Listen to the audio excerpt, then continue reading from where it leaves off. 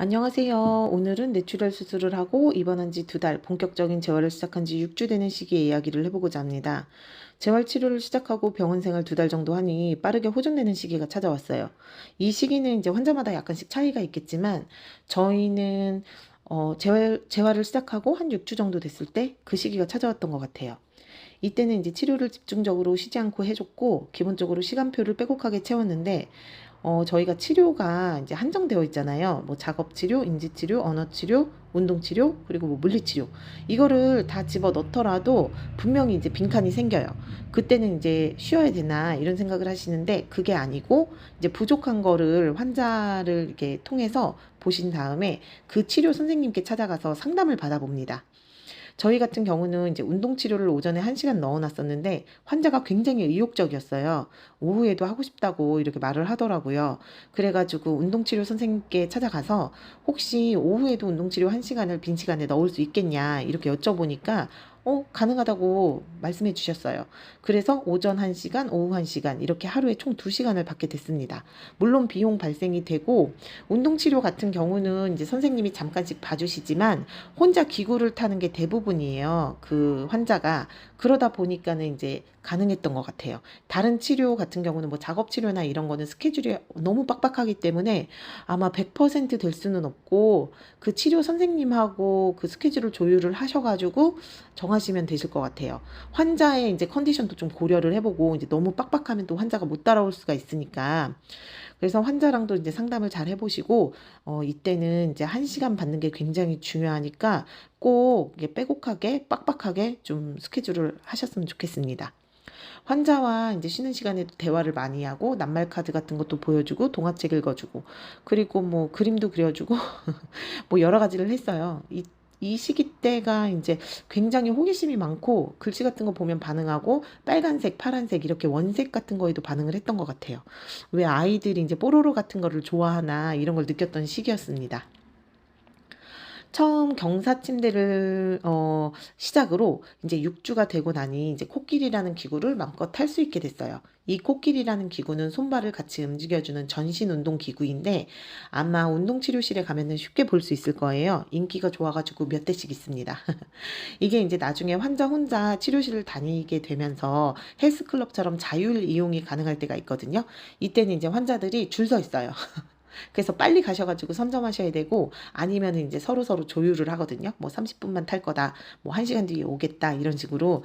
그러니까 이제 꼭 한번 가셔가지고 이용을 해보세요. 손발을 다 움직여주기 때문에 재활에 이제 도움이 많이 되는 것 같더라고요.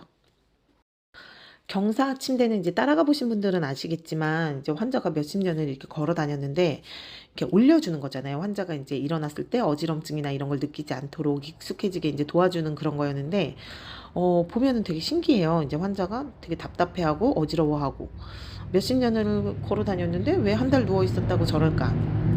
이런 생각을 하게 되는데 어쨌든 이제 점점 경사도가 높아지면서 나중에는 이제 일어설 수 있게 됩니다.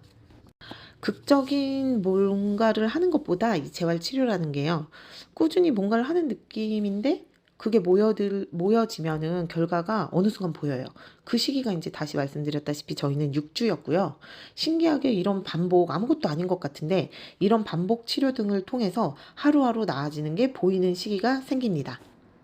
처음에 일반 병실 올라와서는 누워만 있을 줄 알았는데 2달쯤 돼서 이제 좋아지는 게 느껴지면서 재활이 좀 재밌어지더라고요. 이건 이제 보호자 입장인데 환자 입장은 모르겠어요. 죽을 맛이었을지 모르겠지만 일단 보호자가 옆에서 봤을 때는 이거 되겠다 막 이런 시기가 있어요. 어쨌든 그 시기를 놓치지 말고 꾸준한 시간과 노력이 되게 중요하니까 계속 꾸준하게 이제 환자를 독려하면서 재활을 받을 수 있게끔 해주세요. 이게 이제 간병인 분들이 옆에서 봤을 때는 왜 저게 안 돼? 이러면서 막 환자를 닥달하는 경우도 종종 있어요. 안타까운 마음에 이제 막 보채시는 거겠죠. 그런 걸 많이 봤는데 그렇게 하더라도 이제 안 되는 건 안 돼요. 환자가 지금 몸이 마비가 됐는데 어떻게 막 움직이고 갑자기 잘하겠어요. 그러니까 이제 스트레스 너무 주지 마시고 조금 기다려 주세요. 그렇다고 해서 이제 재활을 빠지시는 건 안 돼요. 마음이 약해지시면 안 된다고 제가 누누이 말씀드리는데 뭐 환자가 이제 오늘은 컨디션이 안 좋다, 아프다 이런 거는 의사와 상의를 하라고 하고 의사한테 말씀드려라. 의사분한테 말씀드려라. 이런 식으로 하고 무조건 이제 저희 같은 경우는 다녀야 됩니다. 계속 재활을 집어넣어야 돼요. 환자를. 이맘때의 재활 하루는 1년 후에 한 달이라는 걸 항상 염두에 두시고요. 조금이라도, 그러니까 컨디션이 너무 안 좋으면 조금씩이라도 꾸준히 재활할 수 있도록 옆에서 도와주세요. 가끔씩 이제 보호자분들이 환자가 뜻대로 안 되니까 스트레스를 엄청 많이 받으세요. 이럴 때는 이제 치료사 선생님들한테 자문도 구해보고 주변 간병하시는 분들하고도 소통을 한번 해보세요. 그러면은 뭐 겪은 일도 공유도 해주실 거고 정보 같은 거를 좀 알면 조금 그래도 마음이 낫거든요. 환자가 스트레스 받지 않게 해주는 것도 보호자의 역할이지만 뭐 간병인 역시 휴식은 언제나 필요합니다.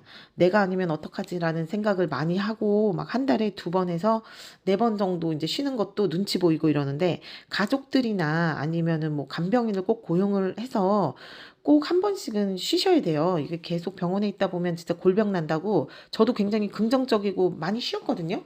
근데도 이제 가끔씩 답답할 때가 있더라고요. 막 몸도 쑤시고 살도 찌고 어쨌든 뭐 환자도 휴식이 필요하지만 보호자도 휴식이 꼭 필요합니다.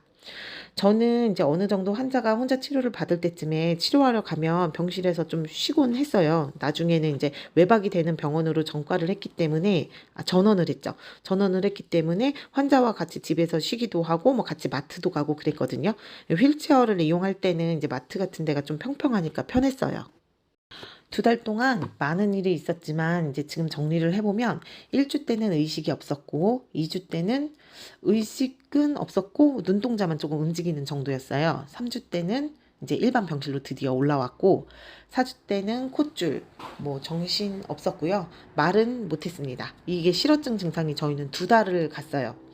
5주 때는 이제 사람을 알아보는 것처럼 이렇게 손을 잡기 시작을 했고요. 이때 이제 연화 테스트를 해보라는 권유를 받아가지고 연화 테스트를 했는데 실패해가지고 다시 콧줄을 꼈어요.